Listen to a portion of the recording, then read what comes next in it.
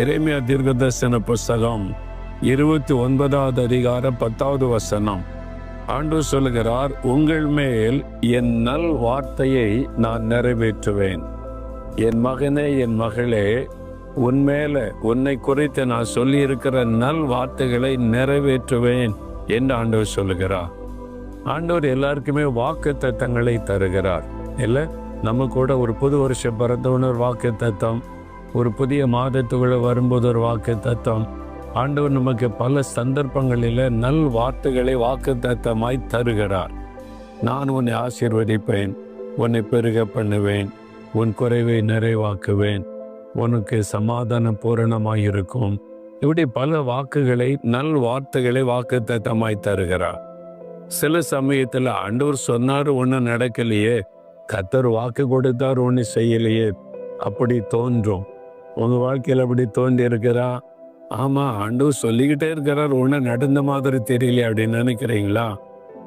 ஆண்டவர் சொல்றாரு, நான் உன்னை குறித்து சொன்ன நல் வார்த்தையை நிறைவேற்றுவேன் என்று ஆண்டவர் சொல்றார். இந்த வாக்கு தத்துவம் நமக்குரியதுன்னு விசுவாசிக்கணும்.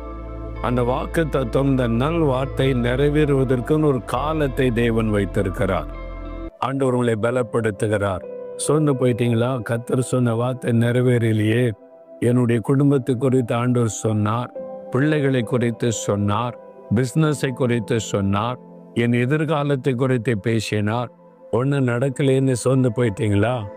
ஆண்டு நிறைவேற்றுவேன். என் மகனே, உன்னை குறித்து நான் சொன்ன என் நல் வார்த்தையை நான் நிறைவேற்றுவேன். என் மகளே, உன்னை குறித்து சொன்ன நல் வார்த்தையை நான் நிறைவேற்றுவேன் என்று கர்த்தர் சொல்லுகிறார். ஆண்டவர் பொய் சொல்ல மாட்டார், அவருடைய வார்த்தை நிறைவேறும். ஆனால் கரெக்டா அந்த வாக்குத்தத்தத்தை விளங்கி கொள்ளணும். ஆண்டவர் எந்த காரியத்தை குறித்து சொன்னார், எந்த காலத்தை குறித்து சொன்னார், அதை புரிந்து கொள்ளணும். அந்த வாக்குத்தத்தத்தை விசுவாசித்து அதை வைத்து ஜெபிக்கணும். நீங்க ஜெபிக்கும் போது நிறைவேறும்.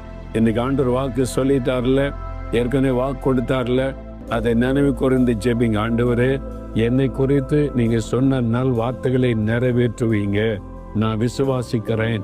இன்றைக்கு அந்த காரியத்தில் ஒரு அற்புதத்தை எதிர்பார்க்கிறேன். இயேசுவின் நாமத்தில் ஆமேன், ஆமேன்.